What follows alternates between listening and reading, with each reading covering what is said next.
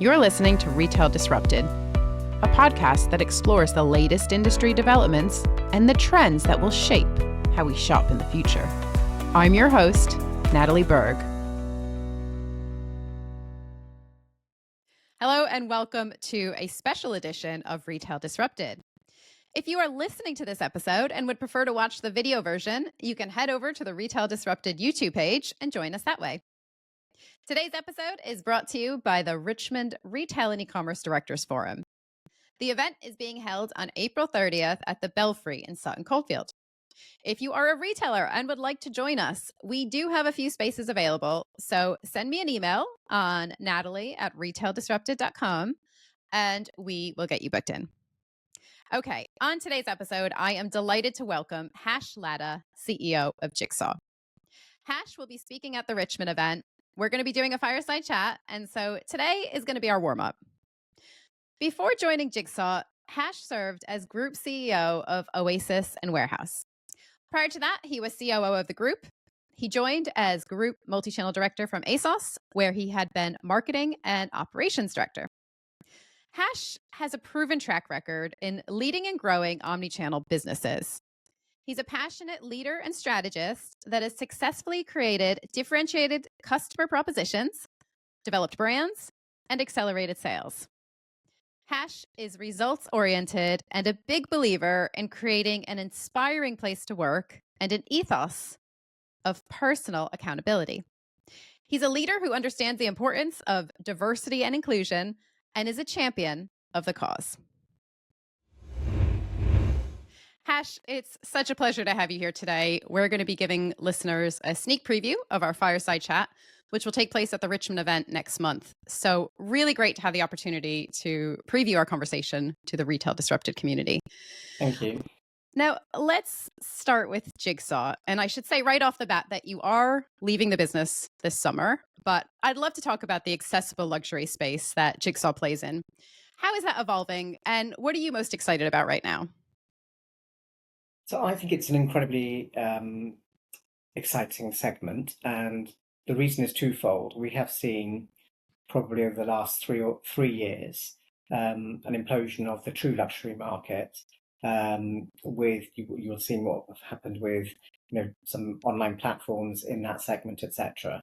And that has really created a challenge for that segment, which probably hasn't been prevalent for the last few decades. It's been a very growth segment with the ability to go into Asia and other parts of the world, and truly global. However, what we've seen is a true slowdown, and all the press coming from the luxury brands is suggesting that. On the other end of the spectrum, you've got the value segment, and there has, particularly around sustainability and overconsumption and so on and so forth, that has caused some issues in that segment. And I think there is a real opportunity for the accessible luxury segment, which by nature isn't as expensive as the luxury segment, to has an accessibility around it, to really step up, because it is about buy well, buy less and buy well, because in this segment the clothes should and would last, but also they make you feel very good, but it's not such an investment purchase as the luxury market. So I think it's a highly exciting time in that segment, and a lot of the growth is coming from that segment, but also the competition is intensifying within it, which is also an exciting piece because it's very boring without competitors. So I think you're seeing new entrants into the market. You're seeing brands like I have been running for the last 15 months, like Jigsaw, having a resurgence. So I think in reality, it's a really, really exciting time, probably out of the entire market in this segment. Yeah, that's really interesting. And I think, as you've just alluded to, it probably means that you are a bit more insulated from some of those broader macro trends. But even so, we know that within retail, you can't take your eye off the ball and you need to be really clear on purpose. We're going to come back to those macro trends in just a moment. But first, I want to ask you about the consumer. And it feels like consumers today want it all. They want value, they want convenience, personalization, they want to shop on their terms. What are you seeing? How are customers' needs or expectations evolving? So again, I think it's different by segment, which is something that we've not seen before. I think there is sometimes a misconception that people who can afford certain brands don't have worries. But in reality, they have worries. They're just different worries, and they may be to a different scale. So I remember um, all of last year when I was visiting some of our stores, talking to our customers. Their concerns were things like VAT on school fees. Now, you know, people can suggest that that's, well, not a real issue, but it's not for us to judge whether it's an issue or not. It's an issue for them. So, and that does have a direct impact in spending, because in reality it's eating into disposable income, and so therefore that treat of that suit or that dress or that top, they become less, and it's not just across fashion. It is also, that one less takeaway or one less meal out a month or whatever it may be. So it does change people's behaviours. And, yes, it's a different demographic in this segment, but I think ultimately it's impacted all customers across all segments in different ways, where maybe in some segments, people are really choosing between that and something vital in life versus maybe in the accessible luxury segment between that and a treat. But nonetheless, it's their problems. And so ultimately, those macro trends and consumers' issues are absolutely prevalent, and that calls on all brands to make sure that their price proposition is correct, quality is correct, and the choices that the customers making are, because they're incredibly informed, as so many customers are nowadays, that actually they're able to make that choice with confidence. And the brand credibility around quality and value actually is prevalent across everything. They may be at different perception points, but fundamentally it's across all segments. And that is what anybody running a business needs to make sure that they're satisfied. Yeah, interesting. I'm going to read out a list of what I feel are some of the biggest sources of disruption impacting the fashion sector. Some of them have always been there, some are one offs, and some are happening right now in real time. So we have Brexit, the weather, the budget, and the £7 billion in additional costs that came with it. Technology, although I'd say technology is probably mostly good disruption, but still something that retailers have to react to. We had the pandemic, cost of living crisis, climate, geopolitical instability, supply chain disruption, tariffs. Just heard that Next is considering opening a US subsidiary, and Superdry has stopped sending products from China directly to the US to avoid escalating tariffs. So, tariffs is a hot topic. But clearly, the industry is not short of challenges. As a retail leader, Hash, what keeps you up at night? All of the above. In reality, I think since 2016, since the Brexit vote, there's not been a normal year in retail. And retail's always been challenging. And anything direct to consumer is challenging because it's highly competitive. There are inflationary pressures, and they've always been prevalent. But I think what has happened since 2016 is a relentless amount of uncertainty, whilst retailers and people who are leading businesses have had to work out how they get through something. Whereas before it was much more linear in terms of this has happened and this is the decision, which will either mitigate it or make it better or just go with it. There's been a lot to work out, and I think that has been incredibly challenging for all leadership teams, to be honest. But your list sums up everything that most leaders have been thinking about. I think what has changed is the level of uncertainty and disruption which has happened has made uncertainty and disruption our new normal. Um, and that can sometimes have the opposite effect of not actually just being able to take anything at face value, because you're always preparing for the next crisis. And that can make sure sometimes that you therefore take your eye off the ball, of why do we exist and what do we serve and how do we do it. So fundamentally, my piece is the thing that wins in the end, whether it's online or offline, is good shopkeeping. The thing that wins in the end is a good proposition of product and brand. And the thing that wins in the end is providing great value, great service, and winning the hearts and minds of customers. Because all the rest are just challenges, and they can be worked through one by one. But without a shadow of a doubt, what has made that incredibly difficult over the last, almost decade now, actually, of change, is that actually it has been so unstable and uncertain that it's almost hard to get your head around sometimes. And I think the latest challenges, particularly with the geopolitical piece, no one's quite worked out how that's going to land and how it's going to impact. But we've seen the impact on the consumers over the last 3 or 4 years on energy prices and so on and so forth. So basically, that will just escalate. So one can only hope that some of those geopolitical moments or issues which are with us today soon find resolutions, not just for retailers, but just actually for the world, because the world will be a better place when people are getting on.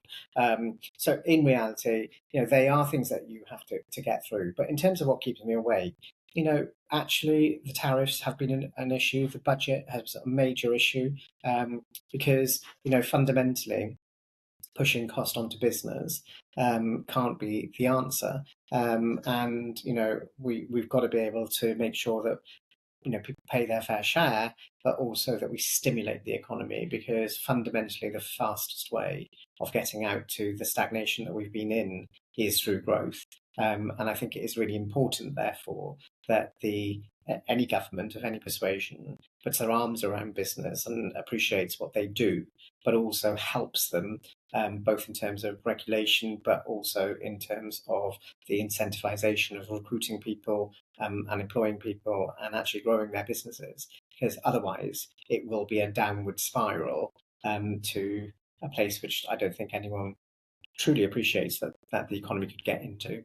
Yeah, and we're already seeing the impact, aren't we? Where some fashion retailers have announced that they're having to increase prices, not by Yeah. much. I think Next said about 1% this year, but we are seeing it's having a direct impact. And the last thing any retailer wants to do is pass that cost on to the customer in the form of higher prices. But there's only so much you can do. And I think it's also going to drive more retailers to become more operationally efficient, something they've been trying to do anyway because it's such a competitive market. But the kind of introduction of self checkout in fashion stores has been interesting, and whether we'll see more of that around automation and any way retailers can save costs. Also, just to go back to your point about consumers and how this might be starting to impact them, tariffs is now trending on TikTok. So I think consumers are finally starting to think about it and how it might impact them. Hash, I want to ask you about the customer experience. And I think fashion retailers have come a really long way with technology, but it still feels like there are some niggles and ways that retailers can enhance the customer experience and maybe address some of those perennial problems like returns, for example. I just mentioned self checkout. That's one interesting innovation, but also things like virtual sizing tech, AI powered personal styling, AI shopping agents, which are coming. And also on the return side, lots of fashion retailers, of course, now charging shoppers for returns. What, in your view, are the biggest customer pain points? And where do you see the biggest opportunities for retailers to do things a bit better? Um, it's a difficult balance, because sometimes technology enables and changes the way we live, or changes the way that we do something, which truly enhances our life. And sometimes technology is there for technology's sake, which is, could I have done without that? Did that actually create a further pain point in the journey? And self checkout is a really interesting one, because I think when it was originally introduced, whether it was self scanning or actually self checkout in supermarkets, I think it was really handy for those who were time poor, and who weren't necessarily doing their big weekly shop.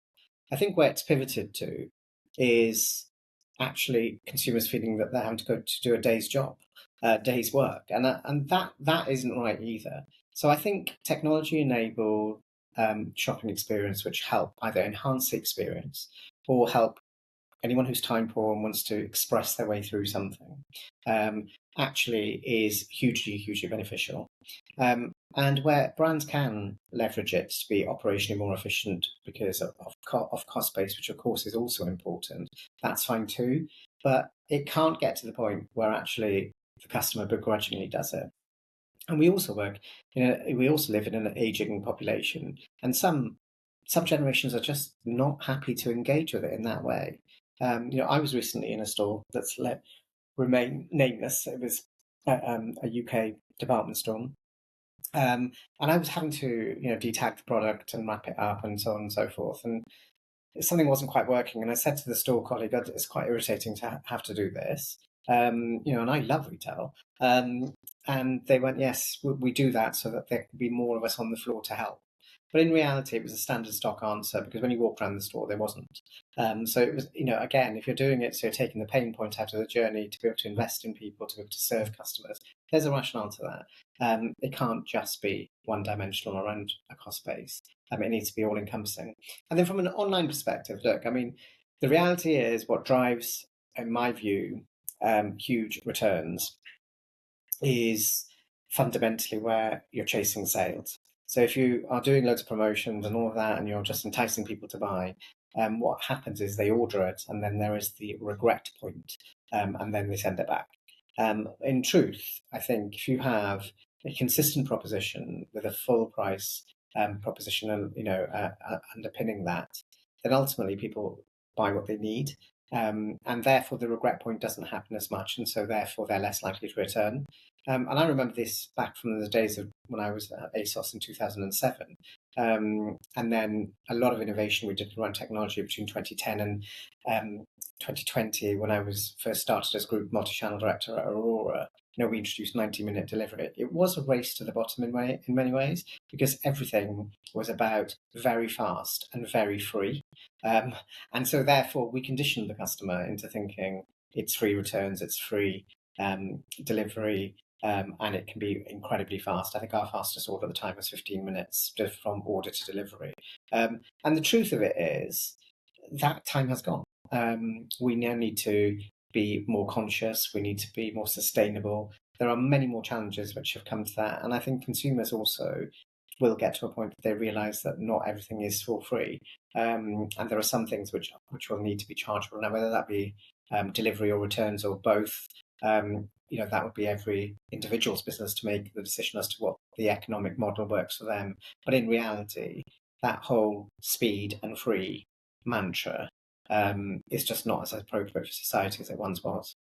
Do you think that retailers can maybe spin this a little bit more positively? Because at the moment, to me, it feels a little bit like carrot and stick, and there's just like a lot of stick, as in we're now going to charge you for returns, and not really explaining maybe the flip side to that is the impact on the climate and the wasted miles, and I just feel that maybe there's an opportunity to spin it a little bit differently, and it's focusing more on the environmental impact. I think there's two things there. One, which is if you think pre-internet days of when we used to have catalogues, free deliveries and free returns wasn't a thing. you know, the only thing that changed was it's moved from a printed book to being on a computer, but or on a phone. But in reality, the economic model of the business was pretty similar. So I think what has happened in the intervening 2 decades is we have trained customers, and therefore a generation of people who've known nothing but. So in answer to your question simply, yes, I think there is. I don't actually think I wouldn't use the word spin. I think it needs to be done with a huge level of authenticity because it is the truth. And I think, there needs to be a concerted effort around that. So if we can do that, and explain to the customers why you may charge or why it's no longer free returns, that's fine, but you have to take them on the journey. I think what ends up happening, and you're right to describe it as a stick because it does feel like that at times, but in reality, I think you can, of course, talk about the reasons for the decisions. And I think businesses have been doing that a lot more. I think, when there have been many examples over the last 24 months when businesses have had to put up prices, they've actually told their customers they're doing so and explained why. And customers get that because, we're not just dealing with customers, we're dealing with humans and they're intelligent. So you can have the conversation and tell them, they'll get it, and then they'll make their choice. Yeah. And that point about authenticity and transparency leads us nicely into our next topic, which is all about leadership. And I want to start off by asking you a very simple question, Hash, which is what makes a good retail leader? We've already talked about how it's a period of profound structural change. You mentioned how it's a period of uncertainty, instability. What are the skills that are needed at the helm? So I think the clue is in the title. It's a leader. It isn't a know-all. It isn't somebody who knows everything about everyone and better than everyone, and indeed has all the answers. A leader, in my view, particularly in 2025, is about someone who can assemble a talented team of experts, and then can lead that team to a North Star, or which in the olden days we'd call a vision. And basically, but I think it's more than a vision. I think it's a mantra. I think it's the brand's way of life, and keep all of those people with some levels of pinch points, because this isn't about everyone just agreeing beautifully and going on a journey, because you won't get the best result from that. But a leader for me can bring and coordinate a team to create the best possible outcome. And that is requiring tough decisions along that journey when it's not working, and less tough ones when it is. But also taking the time to celebrate, taking the time to celebrate the small milestones as well as the large, and making sure, I believe, that that team is leading their teams well, but also enjoying it. Because what's the point if you're not?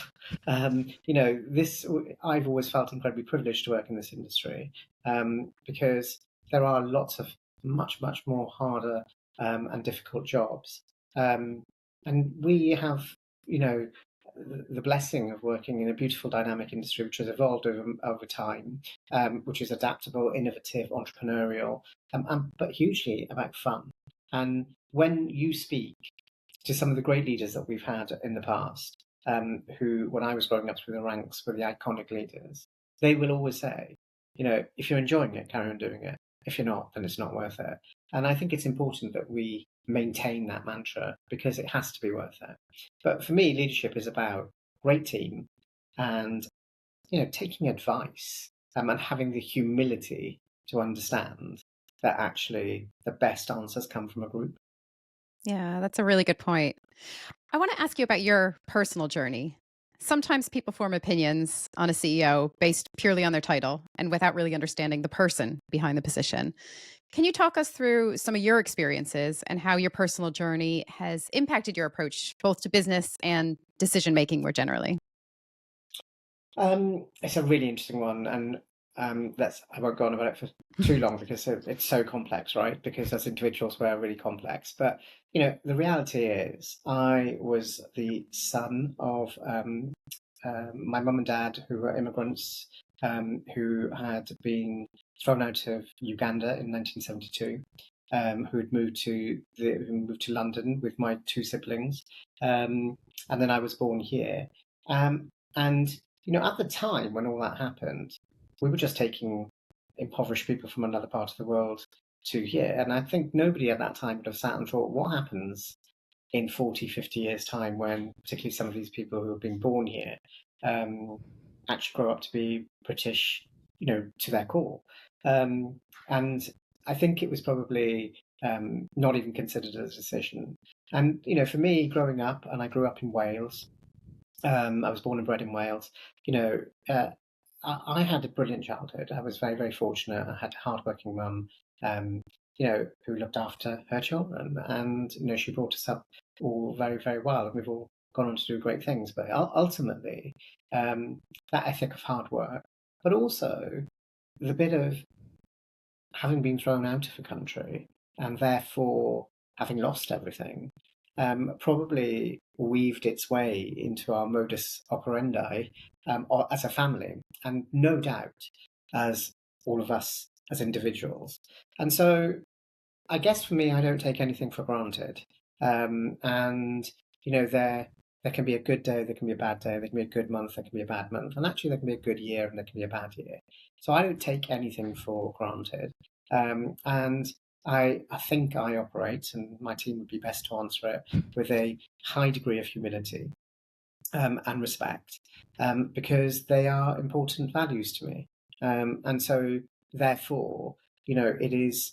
Could I say that my childhood or my upbringing or the circumstance of my family had nothing to do with it? Of course, I couldn't, because we're all a product of our upbringing. And it has, I believe, taught me well. But like I say, I was born and bred here.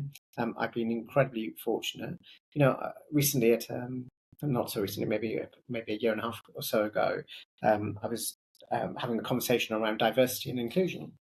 And for me, diversity and inclusion, which I'm passionate about, I try to take to the next level, because for me, diversity and inclusion conversations in themselves can sometimes cause silos.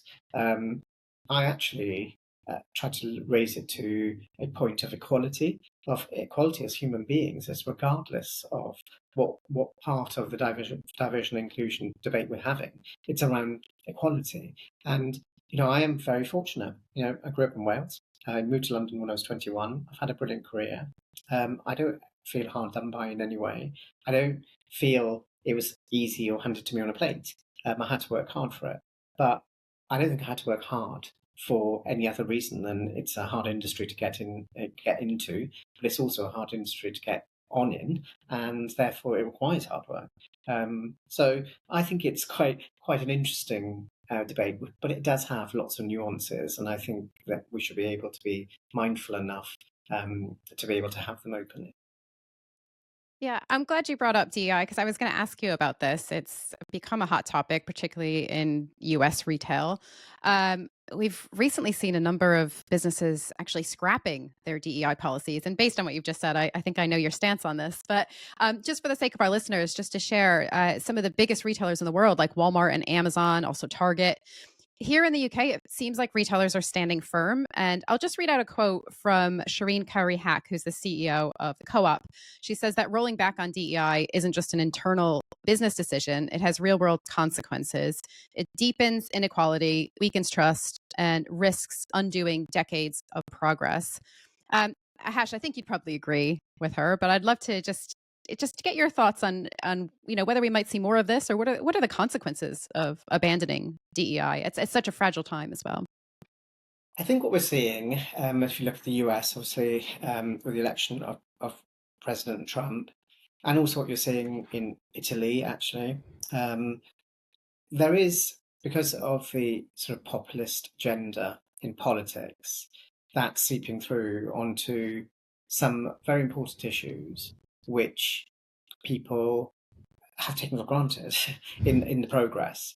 And one of the things, it's like, for example, in Italy, they've just rolled back on parents of the same sex and reissued everyone's birth certificates, which did have either two men or two women on. And I think for me, the lesson there is that we take progress for granted at our peril, because as quickly as things can progress, and usually they don't progress that quickly, they can regress far faster. And so I think that is something that we need to be mindful of.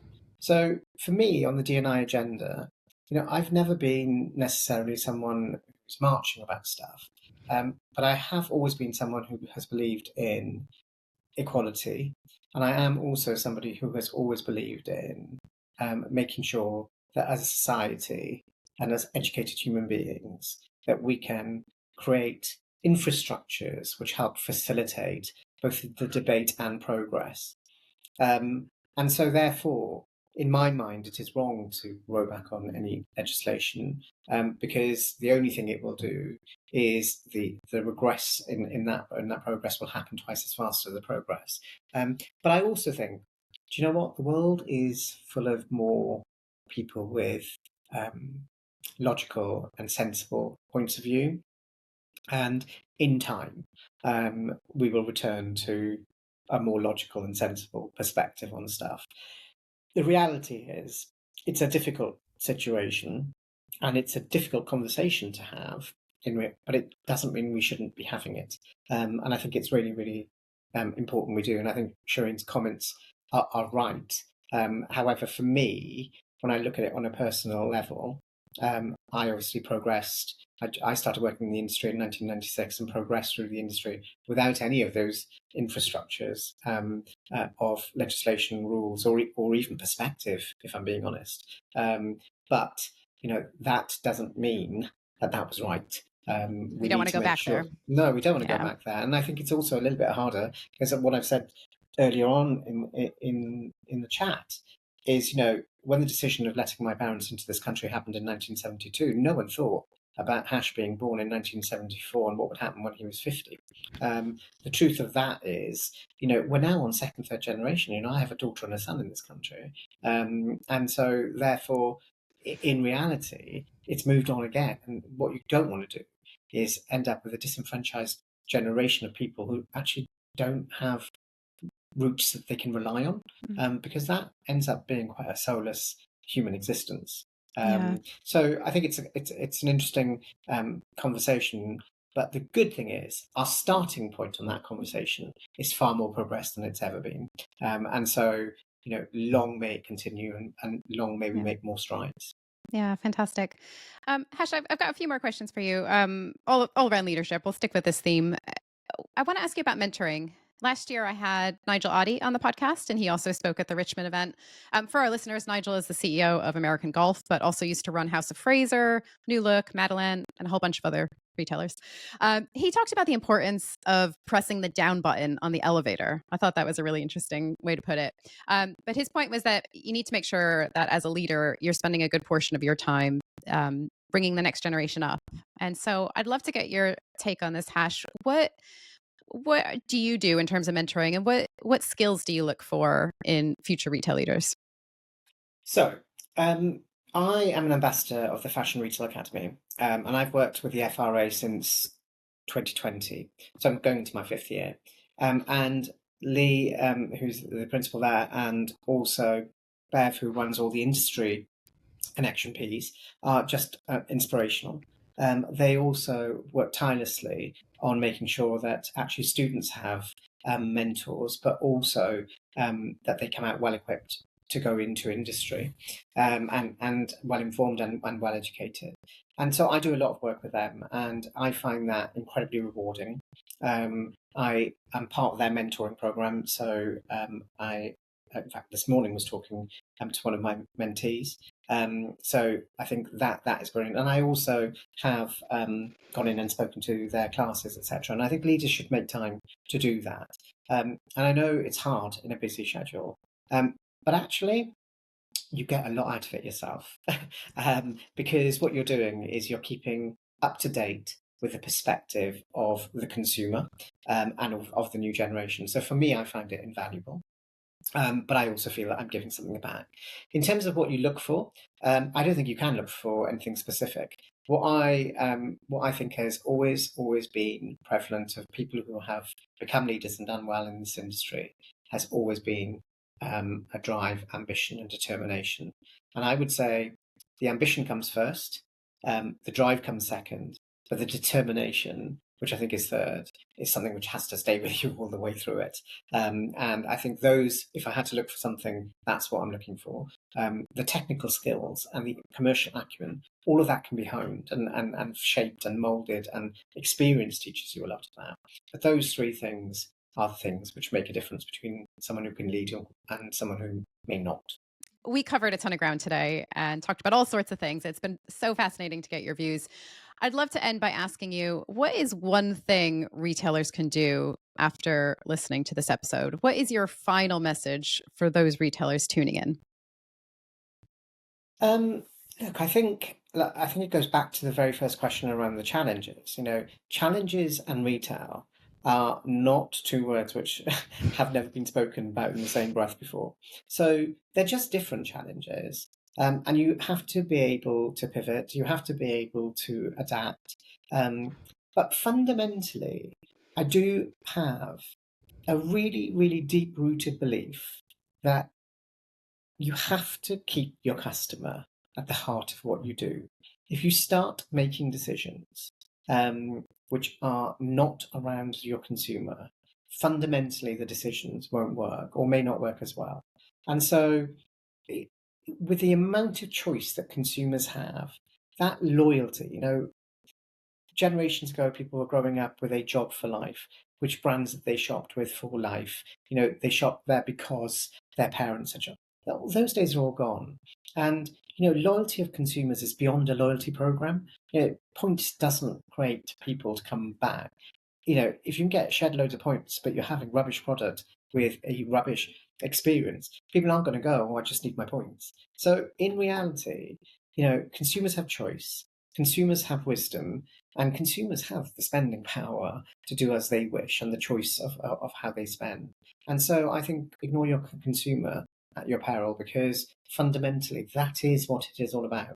And then spend a whole lot of energy on how you can optimize it, how you make it more efficient. And fundamentally, business is about making profit. So it's about how you can make profit. But it has to start with what's our consumer want from us. Yeah. Your consumer is your North Star at the end of the day. Absolutely. So. Hash, it's been brilliant having you on the podcast. Thank you so much for your time, and I look forward to seeing you next month. Thank you for listening to Retail Disrupted. If you enjoyed this episode and would like to support the podcast, please leave a rating or review or share it with others. It really makes a difference.